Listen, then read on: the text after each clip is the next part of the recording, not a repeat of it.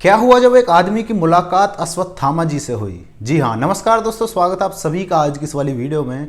आज की वीडियो में आपको एक ऐसी स्टोरी सुनाने वाला हूँ जिसको देखकर आप भाई हक्के बक्के रहने वाले हो और आपको समझ में आ जाएगा कि ये चीज़ रियल में एग्जिस्ट करती है। जिस व्यक्ति की ये कहानी है उसके भतीजे ने हमको कहानी भेजी है और उसके अंकल जी के साथ एक कहानी घटी थी बहुत सालों पहले। तो कहानी की शुरुआत होती है मध्य प्रदेश के एक छोटे से गाँव से। वहाँ पर एक व्यक्ति रहा करता था, उसका नाम तो यहाँ पर मेंशन नहीं किया गया है, तो उसका नाम हम खुद रख लेते हैं, उसका नाम सचिन रख लेते हैं। चलो, सचिन एक महादेव का बहुत ही बड़ा भक्त था और रोज़ वो शिव मंदिर में जाके द्वारों को ओपन करता था और वहाँ पर पूजा पाठ किया करता था। लेकिन सचिन के साथ कुछ दिनों से एक ऐसी घटना घट रही थी जिसको देखकर उसको समझ में नहीं आ रहा था ये काम जो है वो कर कौन रहा है। बेसिकली उसके साथ ये घटना घट रही थी कि वो जैसे अपने मंदिर के पास जाता था और द्वार को ओपन करता था तो वहाँ पर किसी ने पहले से ही पूजा की हुई थी। इसका तो पता नहीं है पूजा कौन कर रहा था, लेकिन उसको ये शक था कि एक मंदिर में अश्वत्थामा जी पूजा करते थे, बहुत प्रसिद्ध मंदिर है, वो किले का मंदिर है। तो वहाँ पर उसको कहानी अटैच होती दिख रही थी। उसको समझ में आ गया था ये जो पूजा है वो अश्वत्थामा जी ही करते हैं। मेरे द्वार ओपन करने से पहले ही कोई पूजा करके जाता है तो बेसिकली ये कोई नॉर्मल बात तो नहीं है, क्योंकि किसी के पास मंदिर की चाबी ही नहीं है, कोई कैसे पूजा कर सकता है। तो उसको समझ में आ गया था कि अश्वत्थामा जी इस काम को करते हैं। अब सचिन के साथ क्या होता है, एक रात के वक्त पर तकरीबन 1 से 1:30 बजे उसको एक फ़ोन आता है। उस टाइम ऐसे फ़ोन थे कि टेलीफोन वगैरह के फ़ोन थे और उस पे फ़ोन आता है कि साइड वाले गांव में जो उसकी दादी रहती थी वो बहुत ही बीमार है और उनको बुला रही है, उनको कह रही है कि सचिन को बुला दो एक बार। अब सचिन के घर वाले कहते हैं कि ठीक है भाई सचिन, तू साइकिल लेके जा और साइड वाले दादी से मिल के आ, वो बहुत बीमार हैं, तुझको बुला रही हैं। लेकिन साइकिल पंचर हुई पड़ी थी और बाइक स्टार्ट करने की कोशिश करते हैं, बाइक स्टार्ट नहीं हो रही थी, तो उनको पैदल पैदल ही जाना पड़ता है। अब वो पैदल पैदल निकल जाते हैं। अब दोनों गांवों के बीच में एक फाटक पड़ता था रेलवे स्टेशन का और उसको पार करके दूसरे गांव में एंटर किया जा सकता था। अब वो फाटक के पास पहुंचते हैं और फाटक देखते हैं तो बंद पड़ा है। उसको ये लगता है कि अभी रेल तो यहाँ पर कोई दिखाई नहीं दे रही है, हॉर्न वॉर्न मारेगी तो इतने में मैं निकल जाऊँगा, पटरियों पे से निकल जाऊँगा। लेकिन वो जैसे झुकते हैं फाटक के नीचे से तभी उनको पीछे से आवाज़ आती है, रुक जाओ।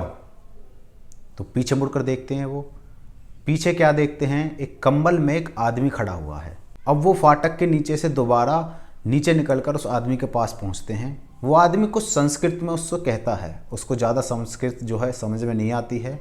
वो कहते हैं महाराज तुम संस्कृत में बात मत करो मुझसे हिंदी में बात कर लो, मुझे संस्कृत समझ में नहीं आती है। तो सचिन की बात को सुनकर वो बूढ़ा व्यक्ति जो कंबल ओढ़े हुआ था वो कुछ हल्के हल्के आवाज़ में, जो कि सचिन को सुनाई नहीं दे रही थी, उससे बात करने लगता है।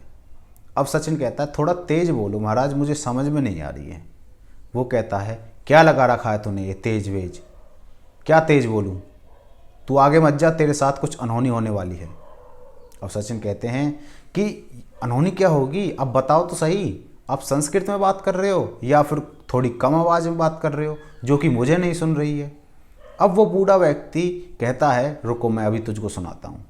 अब वो बूढ़ा व्यक्ति अपने कंबल को हटाता है और वो झुका हुआ था पहले, अब वो खड़ा होता है, सीधा खड़ा होता है, कंबल को हटाकर सीधा खड़ा होता है।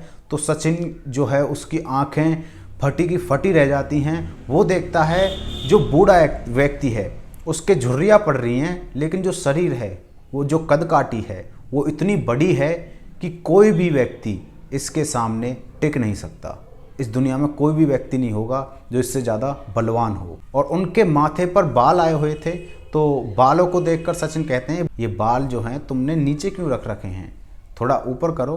तो वो कहता है नहीं मैं उनको ऊपर नहीं कर सकता।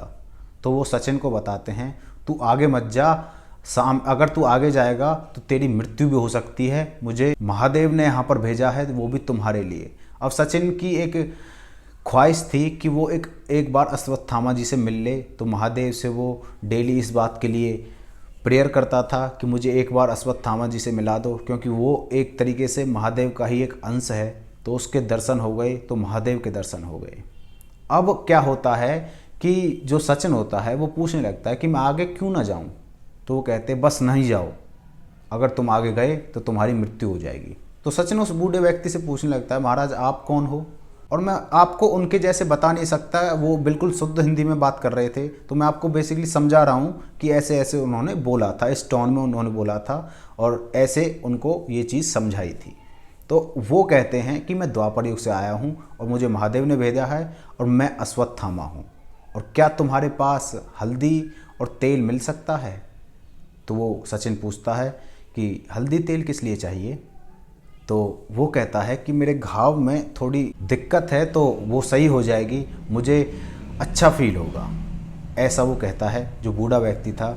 और अभी उनको, सचिन को ये चीज़ विश्वास नहीं लग रही थी, ये चीज़ सच नहीं लग रही थी कि ये अश्वत्थामा ही है। लेकिन उनकी कद काठी को देखकर ये चीज़ नज़रअंदाज भी नहीं की जा सकती कि वो अश्वत्थामा नहीं है। तकरीबन 7.5 फुट का आदमी, वो भी बूढ़ा, और उसके माथे पर घाव देखकर उनको श्योरली कुछ ना कुछ समझ में आ रहा था कि ये शायद अश्वत्थामा जी हो सकते हैं।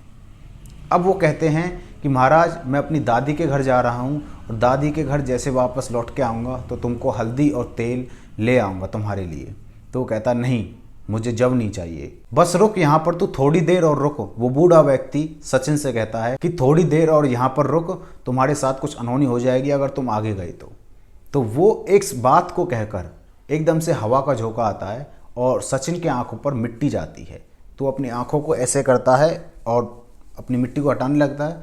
मिट्टी को हटाता है तो अपनी आंखों खोलता है 2-3 सेकंड बाद ही, तो वो आदमी वहाँ से गायब हो चुका था। लिटरली वहाँ से गायब हो चुका था। दूर दूर तक उसको कोई भी व्यक्ति वहाँ पर नहीं दिख रहा था। अब सचिन आगे की तरफ बढ़ने लगता है, फाटक की तरफ बढ़ने लगता है। लेकिन सचिन देखता है कि फाटक की दूसरी साइड से जो रोड है वहाँ से एक ट्रक आ रहा है और ट्रक एक पेड़ में जाके टकरा गया है और पूरे रोड पर फैल गया है। और जो व्यक्ति उस ट्रक में थे, 3 व्यक्ति थे उस ट्रक में, उन व्यक्तियों की वहाँ पर ऑन द स्पॉट मृत्यु हो गई थी।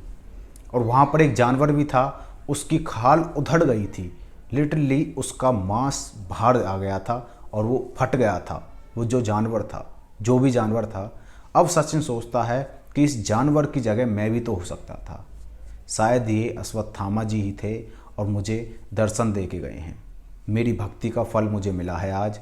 और वो इस बात को सुनकर अपनी दादी जी के घर जाते हैं और पहले पुलिस वाले को फ़ोन करते हैं कि पुलिस वाले यहाँ पर आ जाएं, जो ट्रक पलटा है उसको संभालें इस सिचुएशन को। और फिर अपनी वो दादी के घर जाते हैं, वहाँ से उल्टा होते आते हैं, अपने घर आते हैं। और कुछ पीढ़ियों बाद जैसे वो बूढ़े हो जाते हैं तो वो अपनी बात अपने भतीजे को बताते हैं और वो भतीजा हमें बताता है। तो इस कहानी से हमको यही सीख मिलती है कि अगर आप सच्चे दिल से भक्ति करते हो, सच्चे दिल से परमात्मा को याद करते हो, तो आपको वो फल जरूर देता है। तो दोस्तों, आपको कैसी लगी ये वाली स्टोरी? वीडियो अच्छी लगी तो वीडियो को लाइक एंड चैनल को सब्सक्राइब जरूर कर देना। मिलते हैं किसी नेक्स्ट वीडियो में, तब तक के लिए बाय बाय।